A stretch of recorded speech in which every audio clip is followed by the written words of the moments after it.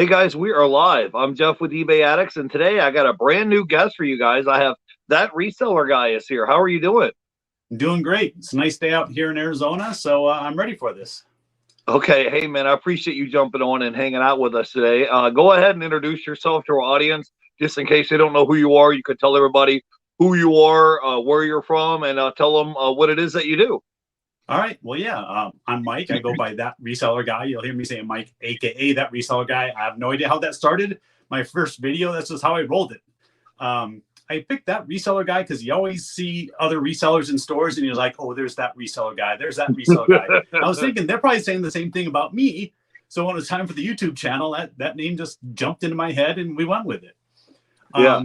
But yeah, I mainly sell on eBay, but I also dabble in Amazon. An antique booth has become a big part of my business. And I also sell a lot of sports cards at a local card shop as well. I have a booth there as well. I haven't talked about that too much in my videos, but that's also a new thing for this year. So, okay, and you live all the way in Arizona, you said, right? I do. I'm just outside Phoenix. I'm in Chandler, Arizona. So, we got good weather year round here, except for a couple of hot months that get us. Are you born and raised in Arizona? Because you have an accent like you're from up north, like you're from like the Wisconsin area up north. Well, you just have that northern accent. You're close. You're close. I was born in New York, upstate New York, just outside Buffalo. So I am a Bills fan. And if you were watching that game the other night, my heart was broken watching the end of that game. But I moved out to Arizona when I was 6. So I feel like I'm in Arizona now. Okay, well, no, that may be the case. It's just like your accent just sounds like you're from up north. I couldn't quite place it. All right, awesome. So we're here with That Reseller Guy. If you guys are not following our guest, all the links are down below for YouTube and Instagram. So go ahead and on my channel, we try to have a backstory a little bit on how you got started into reselling. Because, I mean, you weren't always a full-time reseller. So what was your occupation before you got into reselling, and how did you kind of transition from working your full-time gig into being a full-time reseller? Yeah, well, I've always been a little bit of a reseller. When I was in high school, I was always in sports cards. If anybody's watched my channels, they see me sell. I sell a lot of sports cards. And that's really where I started. I started at 16, setting up at card shows on the weekends and making 100, 200, 300, maybe a good weekend was $500 on a weekend back then. Yeah. So I started young, but then obviously, went on, real life happened, got a job. For the most part, I was working for the Circle K Corporation, and they're a convenience store chain, through most of the country. Worked there for 8 years. They got bought out. Either I was going to have to take a new job or move to Texas. And that was in 2003. So at that time, I was ready to start doing something on my own. And at the time, it was pretty much just sports cards. I had never got into the whole thrifting game. I didn't even really know that existed. But I've been selling on eBay. I started selling on a website called Beckett Marketplace. That's for sports cards only. So I did that for about 10 years full time before even getting into the thrifting part of things. Like I said, I would go into Goodwills, but I only look for sports collectibles. I never even thought of looking at clothes or hard goods or any of that stuff. And then that one day there was a reality show about thrifting. I'm sure most people know. I think it was like Thrift Hunters or something like that. And I saw that. I was like, you know what? I'm like, I can do that. So I went into a thrift store. I just started pulling clothes off the rack, bought a ton of terrible stuff, had no clue what I was doing. And it took, it takes a while. I'm sure everybody knows that you think you know everything right out the gate, and you really know nothing when you first hit those stores. It's funny how you can have a niche, and it's like your eyes are only looking for a certain area, whether it's books or video games or, like you said, sports cards. And then you get up and you look around and you see all this other potential items that you could potentially sell for profit. But if you don't know what you're doing, just because you buy something for $1.50 doesn't mean every item you touch is going to turn into gold and it's going to all be profitable, Oh, exactly. I mean, brands that I thought were good were horrible brands. Like I said, I probably bought 20 shirts that first day I went into a store, and I bet it took a year to even sell half of them. Well, there's a learning curve with everything you do in life, so it's all right. It's okay. Yeah. You're paying your tuition, so to speak. Exactly. So it's all right. Hey, we're live. Let me say hello to a few people here in the chat today that came to hang out with us today. Wanted to say hey to Lucky Charms Wendy. I hope you are doing well. I'm glad to see you today. I wanted to say hey to LKL Graphics. Keith is here in the house. We have Harry Briggs is here. We have Payne is here in the chat. And Wendy says, what do you like to source other than sports items? So you sell a little bit of everything, don't you? I do. I really don't hold back as far as a category. There are some things that I don't like to sell. Like, I'm not a fan of electronics only because I hate testing electronics. It's just been one of those things. I know there's a lot of good money in them, but if I buy them, they sit in the garage forever. And then I have to kind of force myself to go in there and test them. I don't do a lot of clothes and shoes. I do sell some, but I'm usually just looking for that cream of the crop type stuff. I don't want to have to sell $25 shoes. I want to sell $50 and $100 shoes. So if I'm picking them up, they're definitely going to be a lot better items than just kind of regular shoes or regular piece of clothes. I do a lot of sports jerseys, so I'm always looking for those. But just about any category. I mean, I walk through that whole store. Yeah, for sure, guys. This guy, that reseller guy, this is his full-time gig is reselling. So if you have questions, go ahead and pick his brain. Because I spent hundreds of hours on eBay and reselling as well. So we're gonna have a good conversation today. Yep. So I want you to kind of get into the nitty-gritty a little bit of how you run your resale business. Like, I'm just curious, like, how much money do you set aside every month to like reinvest capital to buy more merchandise? And how many items do you currently have listed on eBay? Because I know you said you also have an antique booth and you also sell on Amazon as well. Yeah, great questions. At this point, I've gotten to where I don't really have to. I've got enough of a bankroll built up through the years. I've been doing this, full time with thrifted goods for over 10 years now. So I've got enough of a bankroll built up to where I'm not worried about, I need $200 for this or $500 for this. If a buy comes along that's a couple $1,000s, it's not a big deal. I can go purchase it. So my money's always being reinvested. I'm always buying tons of inventory. This room, you can't see it, but it's just surrounded. I'm all off camera. I try to push it out of the way so you can't see the piles right now. But yeah, I mean, right now I think I have about 12, pushing 1,300 items in my store. I'd like to keep getting it higher, but it seems like every time I get it higher, I have a huge wave of sales and it knocks it back down. But yeah, right around 1,200 is where I've been keeping it for the last couple of years. Okay, well, that's awesome. And so you said you don't really have a niche. You just kind of go with whatever you could get a good deal on, right? Yeah, I mean, if you want to say what I focus on is I love sports. So it's a lot of sports related items. I've been working on football helmets today. Football helmets are, if you want to call it a bread and butter item for me, that's one. I mean, this one here I bought for $6. You can probably get $40 to $50 for this helmet. And that's kind of, what I'm looking for when I'm out there at the stores. I'm trying to get those items that are $20, $25 and up net profit. I do buy other stuff that I like and that's fun to sell. So you'll see me sell a $10 item, but it's going to be a $10, Teenage Mutant Ninja Turtle figure or something that, again, I'm trying to keep this fun and enjoyable. If I'm going to sell women's shoes, that's not going to be a lot of fun for me. So.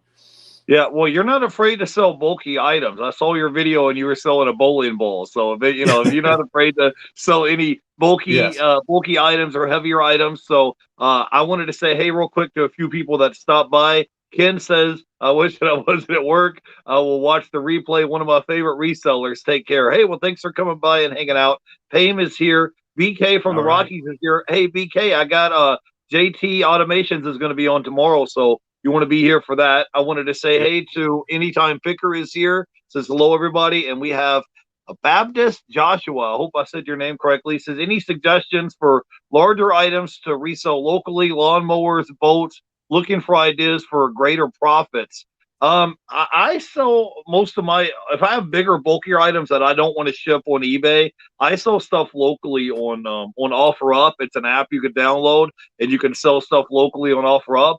And a lot of people use Craigslist as well. Do you have any recommendations or suggestions about maybe selling bigger, bulkier items locally?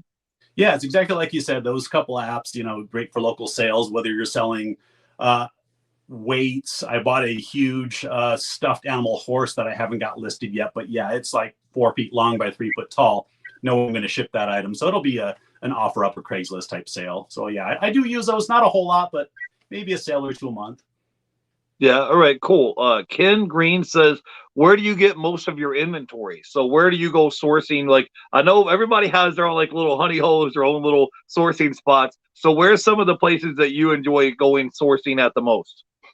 Yeah, like most resellers, Goodwill is probably my #1 source. Here in Arizona, there's an incredible amount of thrift stores. I probably hit a circuit of, we'll say 12 Goodwills throughout the week. A couple other miscellaneous stores. We have Savers, a couple little local ones. So that's where I get the bulk of it. I do have a couple local auctions I go to, and that's a good favorite that a lot of people don't know about. And a great way to source is local auction. They have box lot auctions. They have furniture auctions. So you can go there, especially if you have a niche like me, like sports. I know it really well. So I can go there and pick up a lot of good deals when they have sports items. Actually, I don't know, a lot of people watch Rally Roos, but Rally Roos have been getting into some local auctions and they've done some videos. So if you watch theirs, they have some great examples of what a box lot in a local auction looks like. Yeah, yeah. I live in Tampa. They live in the same city as me, Rally Roos, though. So occasionally I'll get a chance to talk to them. But we have a question here from Baptist Joshua. Says, what is a good shipping tape to use? I would prefer to use the desktop dispenser like Shed Flip uses. Shipping tape to use. Do you have any advice for that? I usually, most of my items, 90% of my items fit in a 6x9 padded envelope. So most of the stuff, there's not a lot of tape. I just put it in a 6x9 padded envelope and ship it out. Yeah, I don't do anything fancy. You can see I buy my Staples tape. That's pretty much what I use by the case. It's, you know, buck and a half a roll. It's not too bad when you're buying it by the case, but yeah, nothing too special. Yeah, Anytime Picker says it's nice in Arizona because you have garage sales that you can go to year round. I'm sure that helps. And we had a question in the chat says, what are good larger items to resell locally for bigger profits? Do you have anything in particular that you would suggest or recommend as far as buying bigger, bulkier items like boats or lawnmowers or things like that for a bigger profit? Yeah, I've never flipped like a boat or a car or anything like that, but I know people that have done it, and you know, they've had great success with it. Especially now, if you're into used cars, man, the market's hot for that kind of stuff. But I don't really flip a lot of big items like that. Like I said, I might do 1 or 2 sales locally, but it's just going to be just something that I ran across. Nothing that I'm going out seeking like a boat or anything. Yeah, well, my business model was I try to buy a whole bunch of stuff in bulk and then chop it up where you're paying a quarter, 50 cents a piece for the item, and then you turn around and resell them individually on eBay. I mean, you know, you can get a bulk order and get 500 or 1,000 items shipped to your door and make, you know, 10 grand profit when they all sell. Is they all going to sell at one time like a boat or an RV or a truck? No, but you have this constant cash flow coming in of items that are consistently selling. You have to think, like, let's say it's a $20 item and you sold 600 copies of an item for $20. That's 12,000 gross. By the time you subtract your eBay fees and cost of goods, you're still going to net like 10 grand profit on the deal. And it's just something where you just list an item once and maybe you have 600 copies of it. And then that same item will sell over and over and over again. So I would look at something like that that's easy to ship. It doesn't take up space in your backyard like a big, you know, boat or a lawnmower or something, but something that you can fit in your, you know, shed or your garage or maybe in a closet or in your basement, wherever you have space. It's not going to take up a lot of space. It's not going to weigh a lot. And that's the route that I tend to go, just from my personal experience. That's what I use. So that reseller guy, man, I got to pick your brain. I know we're talking a lot about reselling here, but I got to pick your brain about this antique booth, man, because I saw your video and you said for like the first couple years you were averaging around like $1,000 a month at your antique booth. And then you said, I think you cranked it up to where you're making almost $2,000 a month. Now, to me, that's very intriguing to me because there's a lot of people that work a full-time gig to try to make $2,000 a month. If you break that down into 4 weeks, that's like $500 a week that you're making. There are some people that work a full-time gig that don't make $2,000 a week, you know, and I know that's not all profit. Maybe that's your gross sales number, but still, I mean, you could take a good chunk of that money out of that $2,000 a month in sales and kind of help offset it because you're not having to pay eBay fees and shipping and all that. So can you kind of get into that a little bit and tell us a little bit about how you run your antique booth? And if someone is interested in getting started in an antique booth, maybe you could give them some tips or advice, or maybe let them know how much the booth costs. Let's get into that a little bit. Yeah, we'll cover all that. So yeah, I've been in it it's been 5 or 6 years now. I need to thank my buddy Jay for getting me involved out there, getting me going at the antique mall. but yeah, when I started, I just like with anything, you kind of don't know exactly what's going to sell. It's kind of trial and error. Being a sports guy, I was putting in a lot of sports collectibles, a lot of stuff for the local teams, Suns, Diamondbacks, Arizona Cardinals, all that kind of stuff. And, sales were good, but not great. So again, over the years, you just kind of learn what sells, what price points. And at this point now, I kind of split my booth kind of in two halves. I have a sports collectible side and a pop culture side. So I sell a lot of Marvel, Star Wars, toys, that type of stuff. So you kind of get both angles. You kind of get the moms and the kids coming to one side, and you get the guys coming over for the sports stuff. And that's been working great for me. Like I said, this past year, grossed almost $2,000 per month. And that's in one booth. That's like 12 by 6, I believe. So just that one little booth, I produced quite a bit of sales. And at this point, I still think I can do more with the space that I have, just kind of getting rid of some dead inventory, trying to get fresher, better inventory in there. But as far as the space goes, I pay, they do it by 2-week period. So I pay $115 every 2 weeks. So basically $230 a month, but every 6 months you get like that extra pay period in there that you have to pay for. They do charge 10% in fees. And then similar to like a processing fee, you'll have to pay some credit card fees and everything.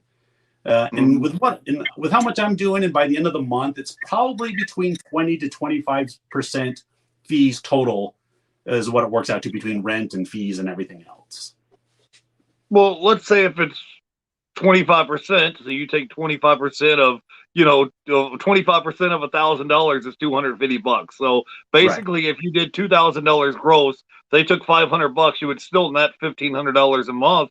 Right. Of potential of money that you don't have to pay in fees, but of that money you have to take some of that out to reinvest to buy more inventory to put in your booth. So sure. What is what are some of the hot selling items that you sell in your antique booth? Because that's like the biggest thing, because people were like, okay, I found this antique booth, it's going to be a good spot, I found a good location, but they're like, I have no idea what to sell in the booth. So, because that's like the main thing. It's like, what are you gonna sell, right?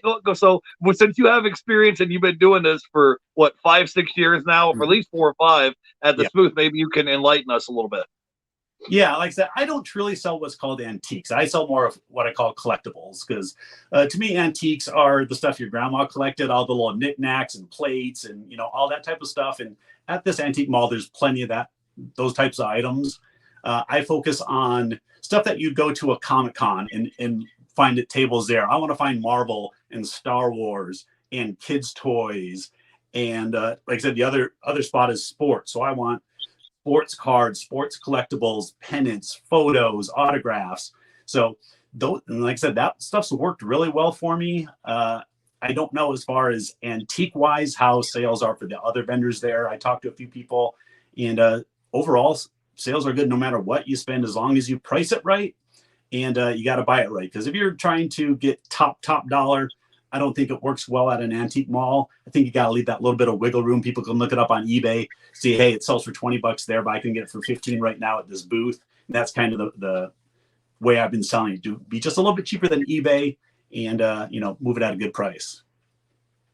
Yeah, I mean, I guess still sales are sales instead of you rather have sales instead of still inventory that's sitting there, right? You don't want to come back and it'd be 2 weeks later or a month later and the merchandise is just sitting there and it's not moving. So, so you do pretty well with your antique booth. You said you do a lot of collectibles and sports type of memorabilia and things like that in your booth.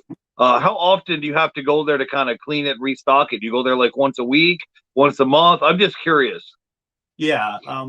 Mine is actually on the other side of town. So it's about a 35 minute drive for me to get out there. So it's not like I have one that's actually about 2 miles away, but they have like a multi-year wait to get a booth. They're more expensive. So it would be nice to be there, but this one on the other side of town's been working so good, I haven't even been looking for another spot. But I do try to get there every week to 10 days. If I don't, I like to show the pictures when I first walk into my booth each time I go there, because customers don't care about your items. I'll just say that every time. Stuff is thrown everywhere. It's thrown on the floor. They leave their drinks and food wrappers. It's a mess every time you go in there.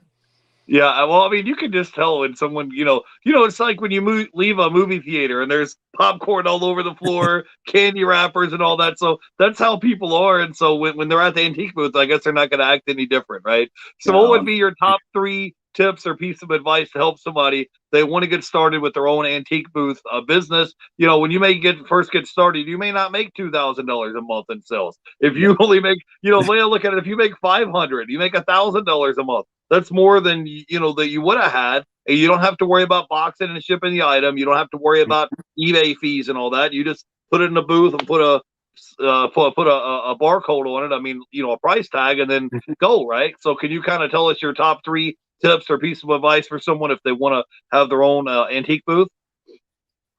Yeah, a lot of malls do this too. Is they give you 3 different options here. You can have an actual open booth, which is like walking into a room and having everything on shelves. They have glass display cases that are locked. So if you want to sell more valuable items or small items, because I'm not going to put a coin in my booth because I know it's going to walk out in somebody's pocket. That's why people use those lock cases. Then they have open display cases, which it's just like a 3-foot by 7-foot display case with shelves, but it's not locked. So people can actually touch the items. That's a great way to get involved early. It's like $50 to $75 to rent one of those for the month. So it can kind of get your feet wet, get in there, kind of learn what sells, and work your way into a bigger booth. Because, unless you're into reselling for a while, I don't know if you want to go get a whole booth that's going to cost you $200-300 a month. And then that first month you sell $100 and you lose $200 that first month. It can be a little bad on you. So try one of the smaller cases. If your antique malls has it, try the lower option first, and price your items right. I think that's number one thing. I'm not trying to create a museum of sports collectibles there. I want them to actually sell. You want the stuff to move, right? You do. You walk by so many booths and it's the same setup every month. And, I think that's why. So I'm always trying to, if something hasn't sold in a month or two, I move it to the other side of the booth. I put it on this shelf instead of that shelf. It's just when someone walks in, they just need to see different stuff there each time. Yeah, so that's important. So I guess the location of the booth, the price of the booth, things like that. And then, you talked about, having, different merchandise, make the, price it to where it's going to move. So all that stuff is good information. So let's talk a little bit about eBay. What advice would you have if someone wants to become a full-time reseller and they would like to make a full-time income from eBay? I don't recommend people just jump off right away and quit your full-time job to be a full-time reseller. Like, I think you want to kind of build up I have over $100,000 worth of merchandise of active inventory listed in my eBay store, and I still get up and work my regular job because the thing is, the sales that you're only making money on commission. The sales are so sporadic. You might have a really good day one day, and the next day sales may be slow. So that way you can still eat and pay your bills, and then still slowly have capital to reinvest to buy inventory to grow your business. So what advice would you give somebody to help them out to become a full-time reseller on eBay? So a full-time reseller, let me tell you a couple of the downsides first, because I think everybody thinks it's fantastic, everything's great just when you become a full-time reseller. The number one thing I always talk about is it can be lonely. When you're a one-person show, you're home by yourself all day, you go out to the stores, you kind of get lonely sometimes. And that's why I think creating the YouTube channel has helped me out a great deal, as I can actually talk to people. I feel like they're my coworkers when I'm talking to them, because that's, I think, what I miss the most about having a regular job is kind of that camaraderie that you get with all your other fellow employees. They become family. You go out, have some drinks after work. I don't have that anymore. So that to me is the one downside. Now, I don't want to focus on the downside. I want to talk about the great stuff about being a full-time reseller. Watching your video yesterday, you guys hit this a lot, is just the flexibility to set your own schedule. I'm also a stay-at-home dad. My daughter's 13, so I was able to, during this whole time, raise her from when she was born to today. I get to walk her to school every morning, pick her up after school each day, take her to her school concert. I never had to miss any of those because I was at a job or couldn't get a vacation day or any of that kind of stuff. So that's right. The number one upside is just being able to set your own schedule and not having to ask your boss for an hour off here, hour off there. Yeah, for sure. Yeah, and so like, but what would be like your top what would be your, hang on, we have a couple questions in the chat. Okay. Flipping It Good is here. I wanted to give him a shout out. Zero is here. He says, eBay Addicts, what is his channel? His YouTube channel name is That Reseller Guy. All the links should be down below in the description below if you want to follow him on YouTube and Instagram. And I think he's close to hitting 2,000 subscribers. So he has some good content. I'm subscribed to his channel. If you guys are not subscribing, you could go ahead and go follow him. Like I said, YouTube channel is called That Reseller Guy. He's the only one that I know of on YouTube called That Reseller Guy. I wanted to give a shout out to Ebliss Resellers here. It says, always good to network with other resellers. Yeah, for sure. You know, that's what we were just talking about, is how when you're working by yourself, you don't have that water cooler environment where you can hang out and say, hey, did you catch the football game? Or, you know, something about the weather, or how is your family doing? You don't have that type of, you know, camaraderie or that type of environment. So if you guys aren't following our guests, go ahead and follow them. All the links are down below. I wanted to give a shout out to Baptist Joshua, and Anytime Picker is here in the chat. I already said hello to Flipping It Good is here, and LKL Graphics Keith, and Ken Green is here. I think we answered that question earlier, where you get most of your inventory. So if you guys have questions for our guests, go ahead and drop it in the chat.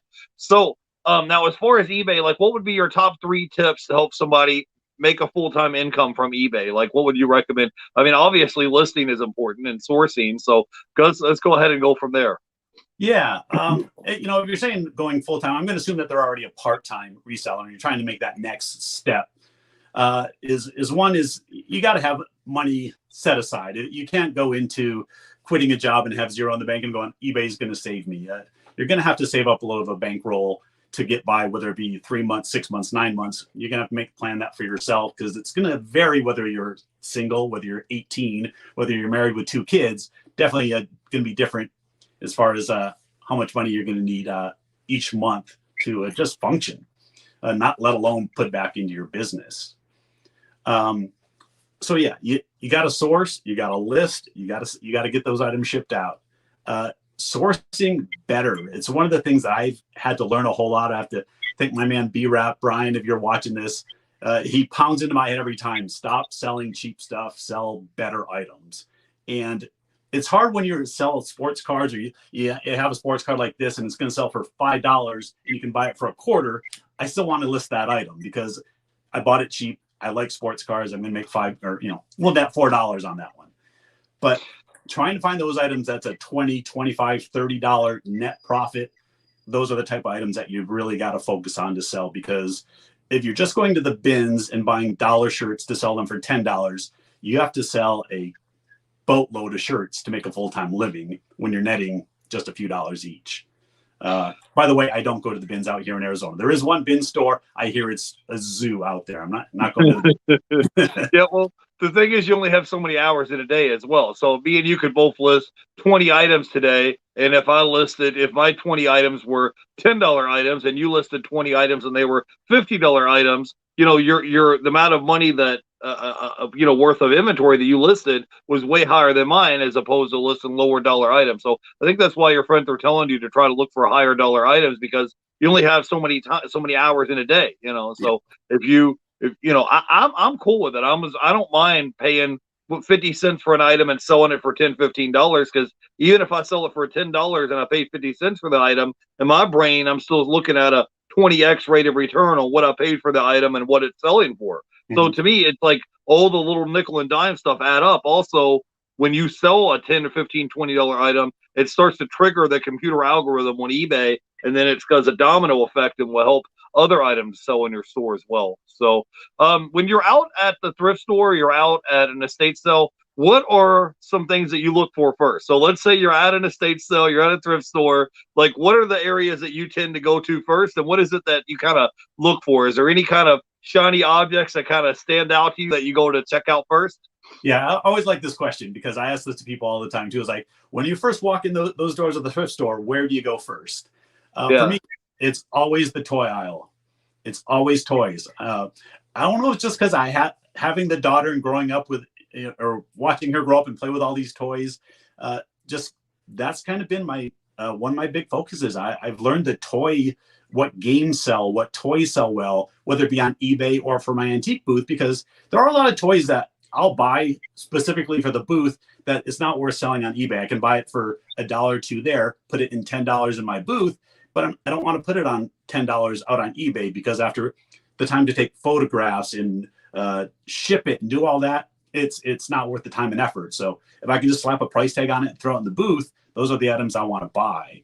But yeah, I go right for that toy aisle first, and then I usually head over to like the sporting goods section, because I'm always looking for football helmets.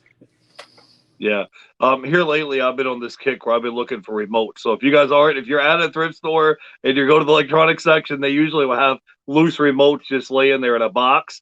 And I don't have it. I have a whole box of them over here across my room, but look for the little serial number, the model number. And some of these remotes you can pick up for 50 cents a piece. And some of them will sell for $20, $30 all day long. So if you're there, go check them out. Not all of them are home runs. Some of them are only $10 remotes. But if you go there and check them out, and you pay 50 cents for an item and it's selling for 20, 30 bucks, and you've got, less than $1 tied up in it, you could go there and buy. Let's say you spent $10 on the remote, you know what I mean? And you came home with 20 of them. And let's say you turned around and resold them for, $15, $20 a piece. They sell pretty quickly. So I'm pretty big right now on remotes. Mm-hmm. And a lot of these sold media, believe it or not, if you guys find like old VHS tapes that are still new in the shrink wrap, some of these CDs, cassette tapes, like I said, some of this old media that's discontinued that they don't make anymore. If you see stuff that's new in the shrink wrap, or just a lot of general merchandise that's been discontinued, you can pick it up and sell for a pretty good price. So let me say hello real quick to Laura. Laura is here in the chat. Laura Galette, I hope I said your name correctly. Pame is here in the chat. I wanted to say hello. Anytime Picker is here. So now I know you did a video recently. I watched your video and you were talking about some of your goals this year for 2022. So let's touch on that. Let's hear about what are some of your goals that you have this year for 2022, because we're just getting started. We're still in January. Yeah, haven't made out of January yet, but we're past that 3-week mark when they say after that 3 weeks is when you usually fall off of all your New Year's resolutions. So hopefully so far I'm going pretty good. Like most people, business aside, I've been trying to get a little healthier. Reselling can be an unhealthy job. Basically, you sit around a lot, you're on the road. So I'm always ducking into fast food or a convenience store and getting lunch there. It's not a good option. So we're trying to cut some of that stuff out. And actually, I got some of my viewers involved helping me pick which item I'm going to get out of my diet next week. So trying to incorporate that as some fun along the way. But business-wise, eBay, like I said, I've been doing really well. My 90-day total is at about 28,000 right now, which is about the highest I've ever had. I think I got over 29 during the holidays for a little bit. So trying to get that higher is tough being a one-man show. You have to just get lucky and get some better finds, or you just got to keep hustling even a little more, trying to find those better items. Always increasing sales is one. And I kind of dropped off Amazon. I don't do it as much as I did. My first year selling on Amazon about 5 years ago, I did about $30,000 that year on Amazon. Last year, I did about $8,000. So it's not the right direction you usually want to go in sales. But part of the reason is Amazon has put a few restrictions out there on some resellers, made it a little hard to sell certain products. So I've kind of gotten away from Amazon as much. So I focus on the antique booth. And that's where increased profits have come. So I offset Amazon with the antique booth this year to kind of balance those two out. But yeah, we just got to try to keep increasing sales and just keep getting better each year, getting better and smarter, not making the dumb buys that sometimes you pick up an item and you almost like talk yourself into buying it. Like I see a lot of people, resellers, they'll pick up a pair of shoes and they'll look at them. And as soon as I see them in their video, I'm like, they're half bald on the bottom. They got a little hole and they talk themselves into buying this pair of shoes. So my number one advice is if you're having to think about it, don't buy it, because it should be an instant buy as soon as you see that item. Yeah, for sure. It's as funny as how, once you've been doing reselling for a while, you can walk into a thrift store and then it's like you have these antennas, and these antennas are like, go this way, go that way, grab that item, look this up. And it's like after a while, there's some of the stuff where your brain is telling you like, hey, look this item up. And some of the stuff you already kind of know, from previous sales experience, hey, that video game on the shelf, for example, it's $1.50 and I've sold it before on eBay for $50. So you don't need to sit there and look it up because you already sold that item before. So you kind of have, just through repetition, you can go that route. So tell me, I got a quick question for you. It's not necessarily a reseller related question, but how do you go about kind of managing your time between your antique booth, selling on eBay and Amazon, shooting YouTube videos, and then, like you said earlier, still being a dad? So how do you go about kind of managing your time? Do you have a certain time where you're like, okay, I'm going to do reselling from 9 to 5 and then shut it off, and then kind of go home and just live a regular normal life? Or how do you go about like scheduling your work? If only it was that easy. Every day it seems like there's a monkey wrench thrown in there one way or the other. Once I can get my daughter off to school, Monday's pretty standard almost every week because you got the weekends full of sales. So those got to get shipped out. I got to get a video done, get to the post office. And that takes up the majority of the day. I mean, there's very few days where I have extra time on Monday. She gets out of school 2:30, 3:30, depending on, at what age it was. So I try to be done by then because some days she has, a swim team. She has a clarinet lesson. So then I become dad the taxi that's got to run her to these other activities as well. So aside from Monday, like the rest of the week, it's usually not too bad. I averaged last year about 6 orders per day. So it's not too hard to get up, get those 6 orders done, packed out. And then I get to go out and do the fun part, which is going out thrifting, which is what I did today. I went out. I have a Tuesday route where I go and hit 3 or 4 stores, come back home and try to get those items listed. Yeah. So do you make enough money in sales selling 6 items a day to cover all of your expenses? Or do you have to have money coming in from YouTube and Amazon and from your booth as well to help cover some of your expenses as well? Because you're having a bunch of capital that you have to reinvest back in your business. Mm-hmm. And I think when you're doing it part-time, you don't really think about it that much, Yeah, no, it is enough for me. Like I said, my 90-day total was a little shy of 30, got to like 29.5, I think was the highest I hit. So I'm doing pretty good sales wise overall. Like I said, antique booth, definitely a big plus, going down there every 2 weeks and picking up a check for between $400 to $700, just depending on what I sold that time period. A little bit of Amazon shipping in. As far as YouTube and that, yeah, I think last year for the year I was at $444 for the year on YouTube. In case anybody's curious how much I'm banking on YouTube these days.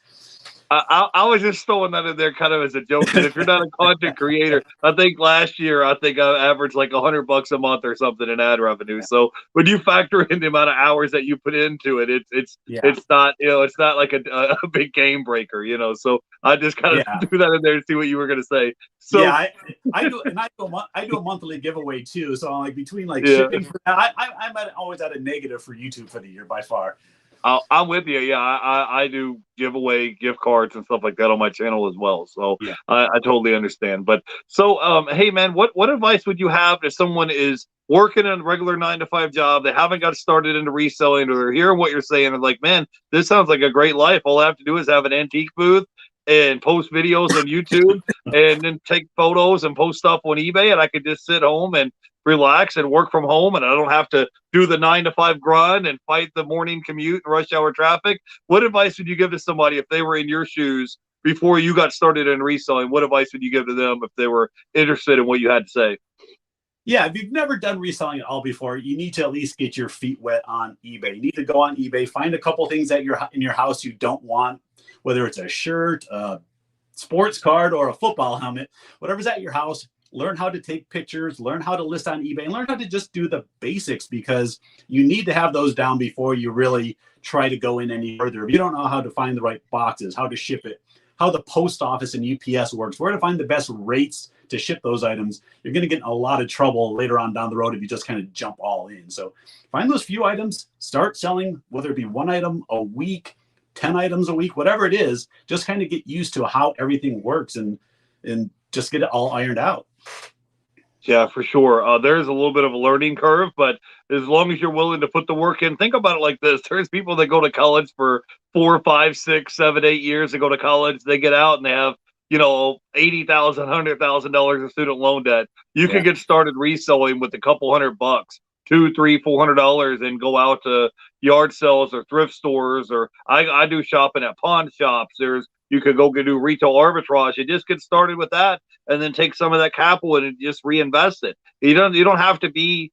You're not competing with anybody. So if you're just getting started and you make $500 extra at the end of the month, that's $500 more that you didn't have. And what things that kind of gets on my nerves, and people were like, well, how much money are you making per hour? And I say, well, how much money are you making per hour watching TV or playing video games or surfing? You're checking Facebook or Instagram all day. So I'm like, you're making $0. You're not going to be the best at it when you first get started, but at least you get started and you start generating some capital. And then as you do it, the longer you do it, you're going to get better at identifying valuable items. You're going to get quicker at listing the items, quicker at pooling, better at shipping. And like you said, you can get in and out and pack your 6 items, get them boxed up and shipped out, and it doesn't take up a good chunk of your day.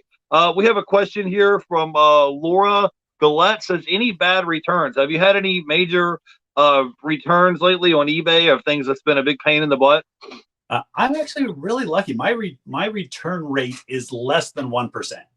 So I don't know if I do things good. I don't know, but usually sometimes there can be miscommunications in your listings. A buyer, the only return I've had for the month of January was a lot of sports cards. It was about 50 cards in the lot, and the person thought it was just a little different than how I had it listed. But it wasn't a big deal. It was a $40 sale. I just messaged him and said, hey, I accept returns. If it wasn't what you thought, send it back and I'll take it back. I mean, I don't get upset about it. I haven't had any horror stories. You always hear people getting an empty envelope back after they sold the DVD VCR combo and they return an envelope that gets scanned and they're trying to scam you. I haven't had any of those. Honestly, I've been very fortunate through the years to not get burned. And I've sold sports cards that are a couple $1,000s. Sold a Pokemon and a Yu-Gi-Oh card a couple weeks ago that were $600-$700. No problems with those. So I've been fortunate. Yeah, I think mine's right around the same. It's about maybe 1 or 2% returns. The biggest issue, believe it or not, guys, I have more issues with the stupid post office than I do customers on eBay, because I'll have the tracking number uploaded and everything, and then the eBay customer is like, hey, I ordered this item 2 weeks ago. It hasn't arrived yet. Like, what's the issue with this item? And then I'm having to go back and check the tracking number and find out what happened to this item. And then it's like, I did my job to ship the item. The customer did their job and paid for the item, and it's somewhere in transit, and we're trying to track down this loose package. So that to me is probably the biggest thing that makes me want to pull my hair out. But I have my cost of goods so low in my inventory that if something was to happen, it's like, okay, you're out 50 cents, you're out $1. It's not the end of the world. It's not like I have a big high ticket item, like I'm selling an iPhone or something and I'm out $500 or something, and this item got lost in the mail. So it's not the end of the world. That's just a cost of doing business. You're going to have times where, I don't try to fight the customers, because 1, I want to have positive feedback, and 2, I want to have repeat customers. So if they have an issue with the item or it gets lost in the mail, it's not my fault. It's not their fault. I just give them a full refund and go on about my day.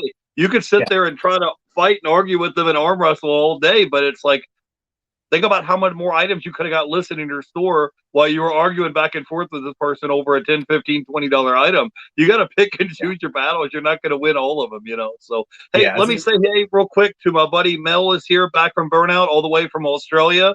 She's been doing well. I saw your board the other day, and Mel has this board, and she's trying to get, I think it's like 150 YouTube videos this year and like 10,000 items listed on her eBay business. And I'm like, hey, that's me. I'm trying to crank out at least 3 videos a week on YouTube, and I'm at 6,500 items. I'm trying to grow to 10,000. So I'm like, hey, that's me. And Mel's always out there hustling. So if you guys get a chance to go check out Mel's channel, Back from Burnout. And I wanted to give a quick shout out to Anytime Picker is here. So hey, we've been running for about 45 minutes. I told him we were going to try to keep this about a half hour, 45 minutes. I know, man. I told you we have that whole water cooler moment. So hey, tell everybody where they can go by and check you out at on YouTube and Instagram, so they can go by and follow you. Yeah, That Reseller Guy, just like it sounds. I'm same ID on eBay, Instagram and YouTube. That Reseller Guy. I do some separate YouTube videos on That Card Guy. Yeah, it's pretty original. I went with That Card Guy on YouTube as well. I think I got almost 300 subscribers on that channel. I try to keep that to card-related content so I don't overflow my Reseller Guy channel on cards.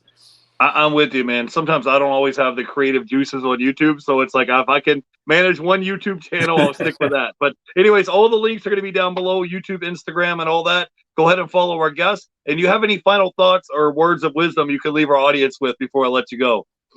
Hey, the great thing about reselling is it's not a cookie cutter job. There's so many different ways you can be a reseller, whether it's through thrifting, whether it's through going to auctions, whether it's from wholesale, retail arbitragers, multitude of ways you can do it. There's different kinds of niches you can be in. So just do what you enjoy doing, sell products you enjoy selling, and have some fun doing it. Yeah, for sure. There's plenty of merchandise out there. The whole trick is finding it, getting it for the right price where there's enough margin in there in between. So anyways, guys, go ahead and follow our guest, That Reseller Guy. All the links are going to be down below. And oh yeah, I forgot to announce, I have a big time guest coming on tomorrow. I think he's going to be on around 4 p.m. Eastern time. And it's JT Hustles, JT Automations. So he's going to be on tomorrow. He's a big YouTuber. He has like over 200,000 subscribers. So we're going to talk all about his story about how he left the military, left the Marines. He became an independent contractor, delivering boxes in a van. His story on about how he got started reselling on the side. So come and hang out with us tomorrow afternoon, and you can kind of hear his story and ask questions. But till then, go ahead and follow our guests, and I will see you guys tomorrow. You guys have a great day. Bye, everybody. Bye, guys.